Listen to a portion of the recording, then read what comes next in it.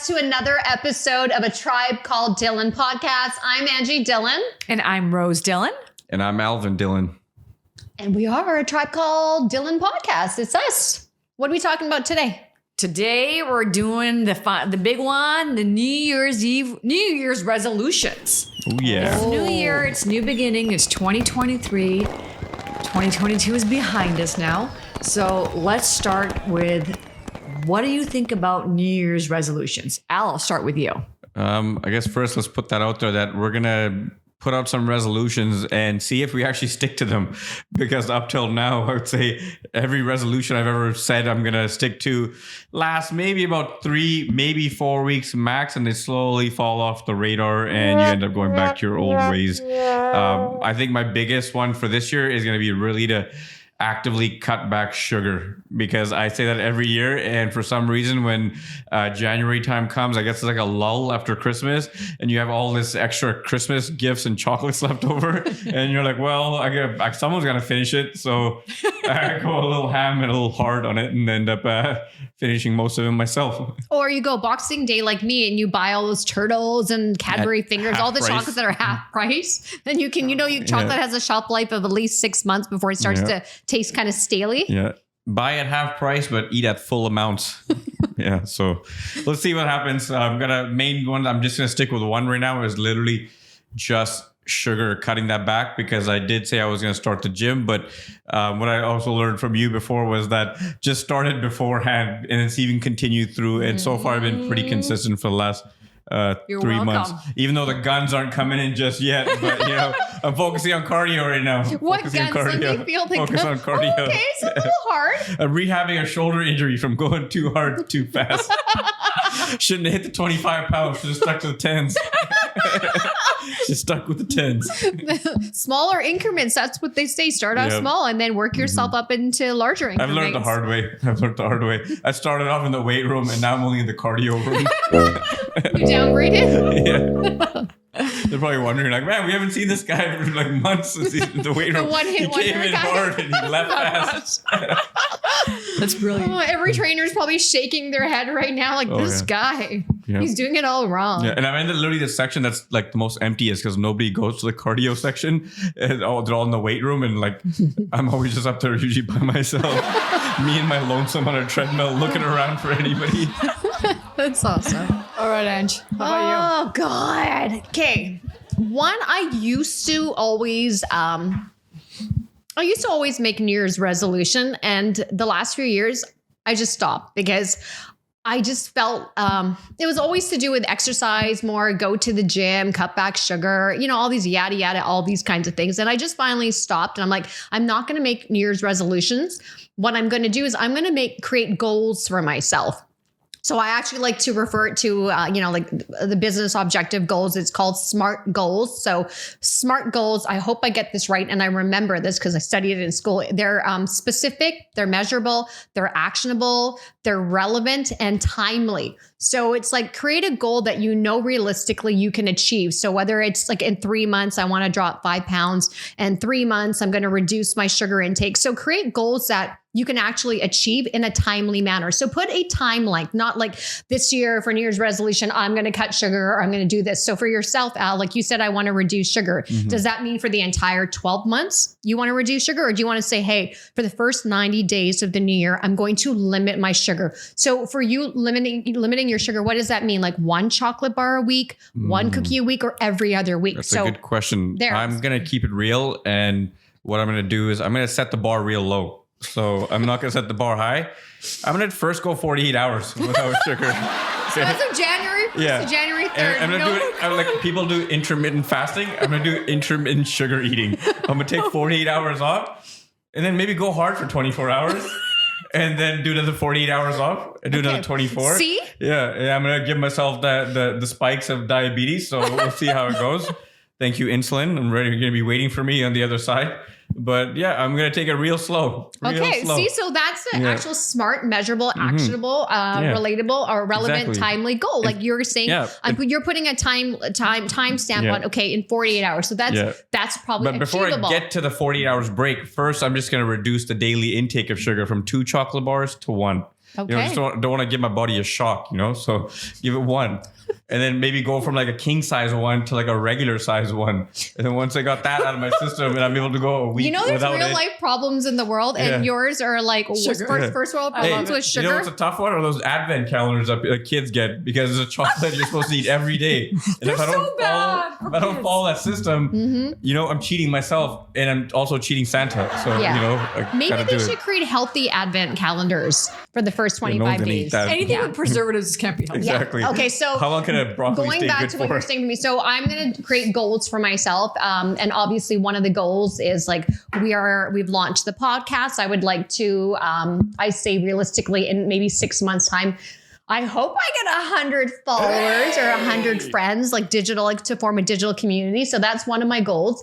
And my second goal is I have realized that over the years, all of my goals and New Year's resolutions have always been about me. It's what am I going to do for myself? And for the first time, I actually want to be in service to other people, because that's when I think I'm at my best. I'm happier. And that's when I think I'm going to be able to look back at myself and say, hey, you're creating a better world and you're doing something for humanity. So I plan to volunteer more in the community this year. That's one of my I'd say top goal. I've started to volunteer with the organization that I work for, and I really, really find lots of enjoyment. So my goal this year is to volunteer more.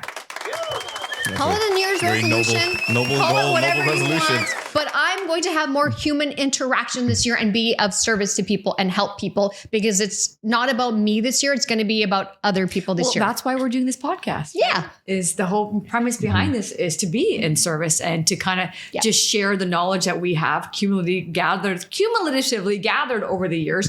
And that hopefully we can share some of this information with our digital friends out there, and hopefully some of it resonates with you. So since they didn't ask the question, I'll ask myself. Well, I was going to ask Hey, Rose, you. what's Hello, your I was New going to Year's ask you. What's your resolution, Rose? Well, again, Or your goal. So I don't believe in resolutions. Like I said to you guys before, I don't think you need to wait till the first of the year to go to the gym or eat better. You should just make that decision. Like I made that decision on October 21st, having dinner with my coworker in Portland. And I said, yeah, that's it. I'm going to commit to vegetarianism for a year. I didn't really think it through, but I committed to it, and it's not the easiest journey, but I'm on it. And so that's how I've been living my life, is just when I commit to something, I'm going to go all in with it. So for the new year, I'm exactly on the same page as you are. I really do want to do more acts of service. When I go for my daily walks, I try to be present, but I find myself sometimes walking and saying, why is there so much dirt on the ground? Why is there all this stuff here? Why are people ruining Mother Earth? And so instead of complaining, I've decided that, once a month, I'm going to take the garbage bag and the picker and just start picking up the stuff that's been bothering me, because I go for daily walks and I like my area to be clean. So instead of complaining about it, I'm going to do something about it. So that's my, I guess you could say, goal or resolution for the year, is to just be more in service and try to see if I can contribute to taking care of Mother Earth. That's good. I actually want to ask you a question. October 21st, do you know what day that was when you set that in? Was that Uncle's birthday?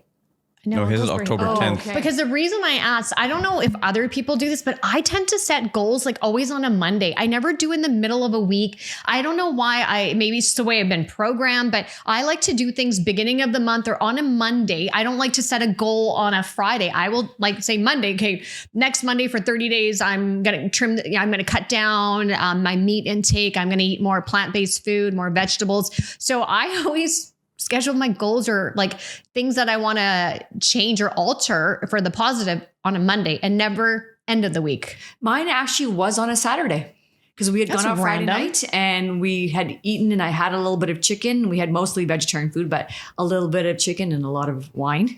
And the next day she and I went out together and we had dinner. It was all vegetarian. And I was like, this is it. We had just a great 2-hour connection where we just had honest conversations and talking about life. And she had said to me, when I set a goal, you just have to commit to it. And I was like, this is it. Like, I'm sober and I'm telling you, I'm committing to it. She's like, good for you. And we high-fived and I've stuck to it. Okay. So I think I had someone accountable. Someone was across the table. Oh, okay. We said this together. She's been a vegan for years. So she had me there, and I just said, yeah. I'm like, I'm not ready for vegan just yet, but I can commit to vegetarian. Yeah, baby and then steps. work my way to vegan. And So- why did you decide to give up meat as opposed to alcohol? Because you like your red wine. So why did you choose that and not the other?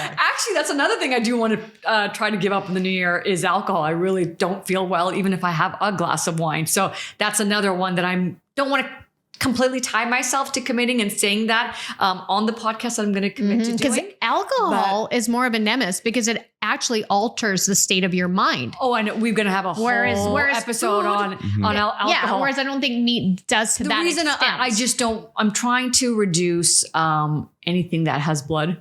So I'm just trying to eliminate that. I'm on a spiritual path. And so for me at this moment in my life, it just feels right to try to participate. I've committed to 12 months of no meat and we'll see where it goes from there. Nice. I want to actually look I'm up. at 5 months. I cut that back. So 5 months of no weed or alcohol. See how long that goes. That's for you. good. So next question that I have for you guys. Ready? Yeah. So name a resolution that you have set in the past and you did not complete. Oh, can I just go back to my SMART goals to make sure that the business community doesn't come yelling at me? Sure. Okay, so I did check it and I think I did get them right. So SMART goals, as I mentioned before, SMART, it stands for specific, measurable, achievable, relevant, and time bound. So that's why I don't believe in New Year's resolution, because it's like, are you creating SMART goals to specifically say for your resolution, I would like to achieve this by such and such time. That's why I went back to with your sugar. I was like, how are you going to be measuring your success of limiting and reducing your sugar? Measuring my sugar levels. Checking your sugar levels every morning. Yeah, that's low today. We're With good. the little I love the machine chocolate, prick. or I see how I feel. Usually, when I do have too much sugar, my body tells me. Yep. I wake up in the Yep. morning. It's like a sugar hangover. I call That's it. a real So always a thing. sugar hangover. I'm like, oh crap, I ate too much, and then I'm like, today, no sugar today. And I won't crave it during the day. I don't need to have it during the day. But as soon as you've had dinner, you're like, I want something sweet. And then you fight it. Sometimes you can fight it. Sometimes you're like, oh crap, I'm just going to have something sweet. Especially on the holidays. Your house is filled with like sweets and chocolates, or someone's giving you turtles, a box of Ferrero Rocher, and can't let it go to waste. You know, that's a And- sin too, to waste food. I think also in our culturally, like sugar is a big component of our diet and a staple in our culture when it comes to like food, because look at all the Indian stores and all the Indian shops that have mithaiya, and mithaiya means sweets. So all of these stores have like laddus, barfis, jalebi, milk cakes. So we'll look at all the like a variety of desserts we actually have in our culture. Oh, gulab jamuns, ram Yeah, those are my jamuns. favorite. So like if you look at it, like sugar is a big part of our culture and the way we celebrate. But it's poison. Let's be real. And maybe that's, and I think we'll cover that again another. and I think diabetes, that's one of the reasons why South Asian people have diabetes, is because of the amount of sugar that we consume culturally. Yep. Right? Yeah.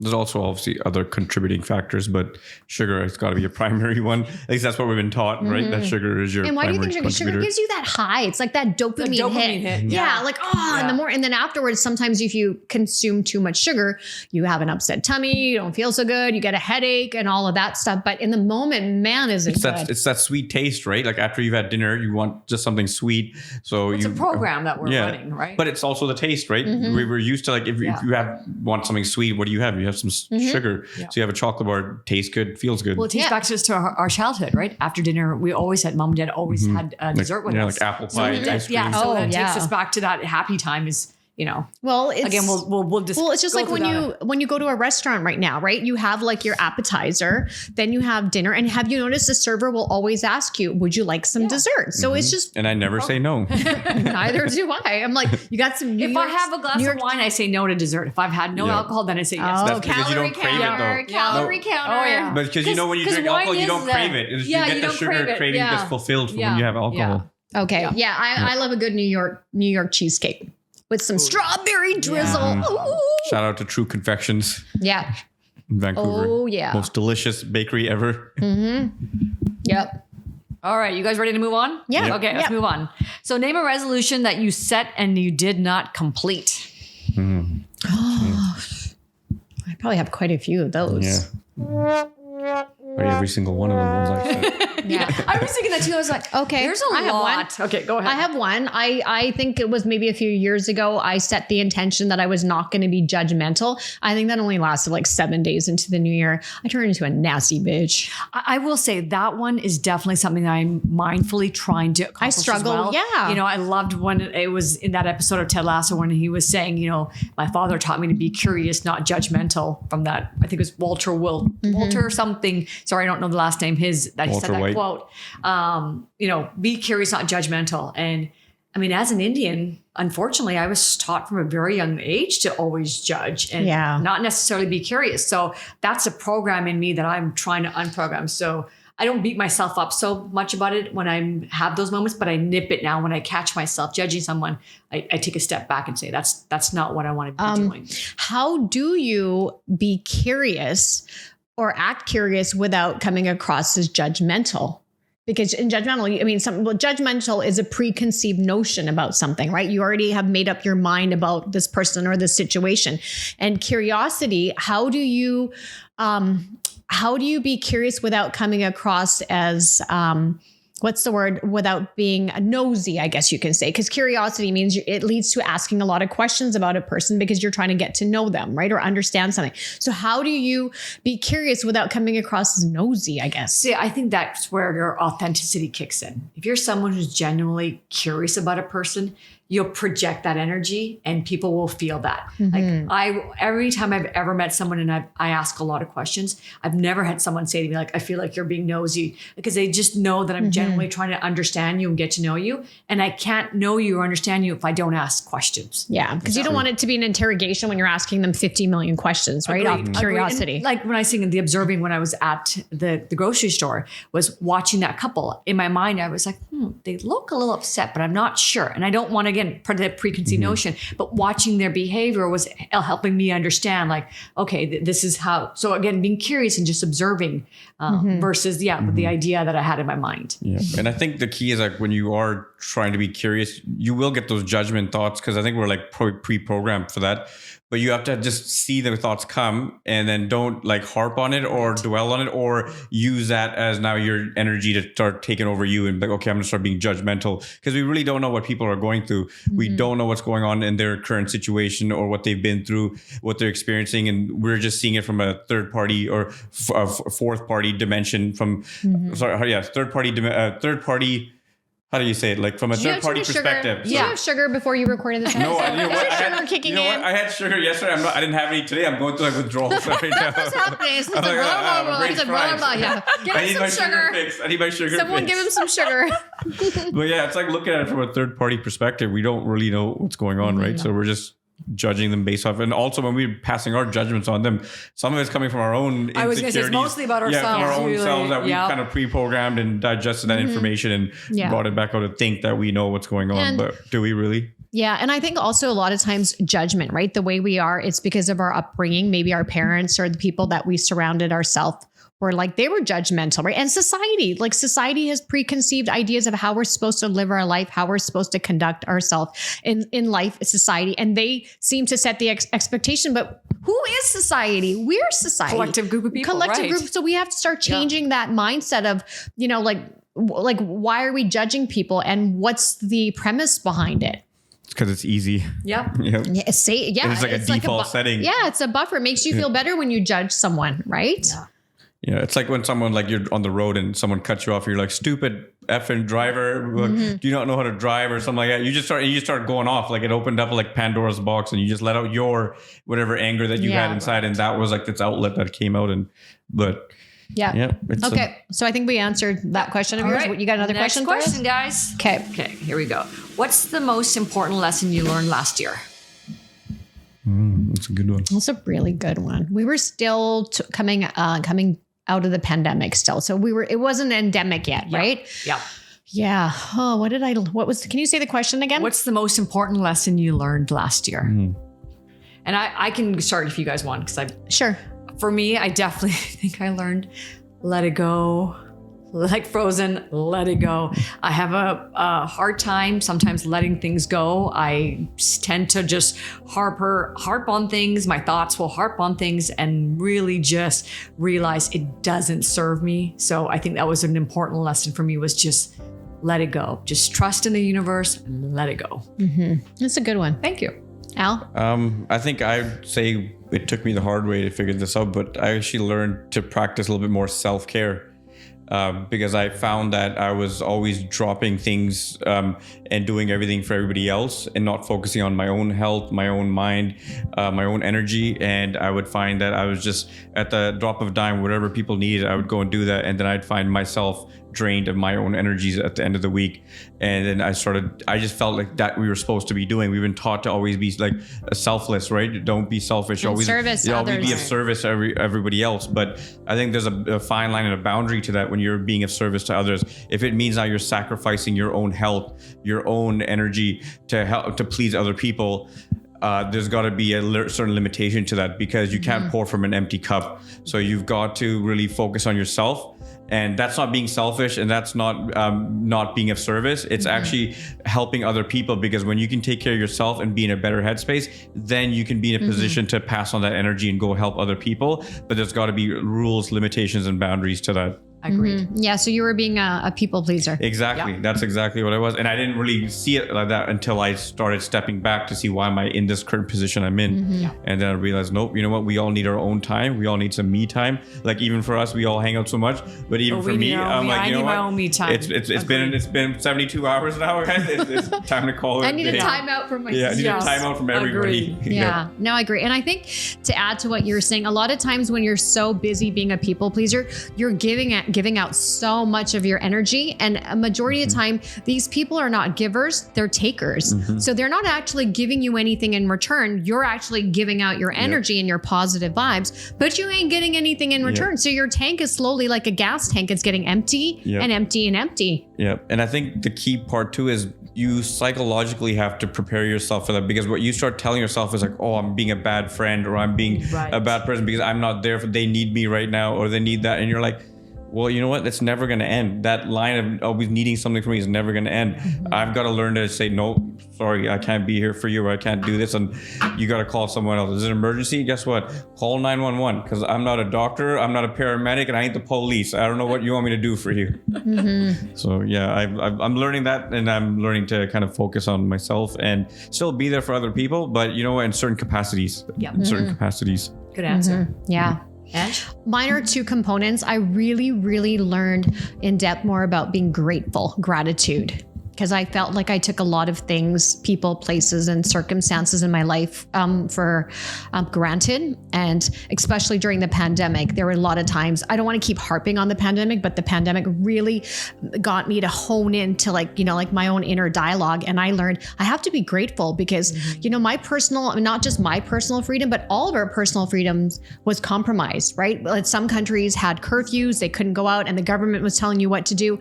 And then, there's other countries like Afghanistan, other countries in the Middle East that don't have the types of luxuries and freedom that we do. We take every single thing for granted. Like when we had the toilet paper craze and stuff. And I thought, God, there's some countries that don't even have toilet paper. So I really learned gratitude. And I also learned that because we weren't allowed to have, well, obviously we didn't have, there was limitations to how many people you could interact with. And, there was, what was it? They called it a limit, or the people that could be in your social circuit. What was it? We have like 5 people over at a time. Or something. It was like your core group of people that you could interact with, right? Your bubble, I guess you can say. I just really realized because of the isolation from the pandemic that we're more social beings. We're human beings, but that interaction with people, I really longed and I missed that. So now when you have a good friend in your life, a good family member, a good cousin, really appreciate them and make the time and to connect with people, because we're all going through something in life. And I think if we can lighten the load in someone's world, in someone's mind, and just sometimes listen to them, hear them, be present, be a good friend, be a good sister, be a good brother, a good child, a good parent, whatever you call it. When you're present, you actually really make a difference in someone's life. And those were the two things that I learned. Brilliant. Yeah, that's good. I like that. Yeah. All right. Thanks. And a good neighbor. Yeah. Like a good neighbor. Good Samaritan, good like, citizen. Like to say, like a good neighbor, State Farm is there.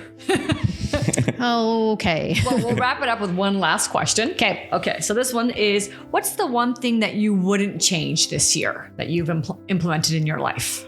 And again, these are my questions, so I can One start. thing you wouldn't change. One thing you wouldn't change. Yeah, you wouldn't change. About the year or? Well, I guess the resolutions or goals that you've done maybe this past year or the year before that you've done that you're thinking, I'm not going to change that. Okay. I have one in my mind now. Go ahead. Okay. I am not going to change my schedule to adjust and accommodate other people because I've done that in the past. What I've really learned is that I am important, I am loved, I am deserving, and that if I take time out for myself to go to the gym, that's the me time for me that fuels me, that excites me. So I'm not going to compromise these things that bring enjoyment, or I also like increase my dopamine and that make me feel good. Because in the past I have adjusted my schedule where if mom and dad or somebody calls me and says, hey, can you come in at 10 o'clock? And at 10, I'm supposed to be at the gym. I no longer people please. Like Alvin said, I say, listen, I can't come at 10. I'm going to be working out, but I can accommodate you, meet you halfway. How about 12 o'clock? So I'm learning to make sure that I don't change my plans to fit the needs of others.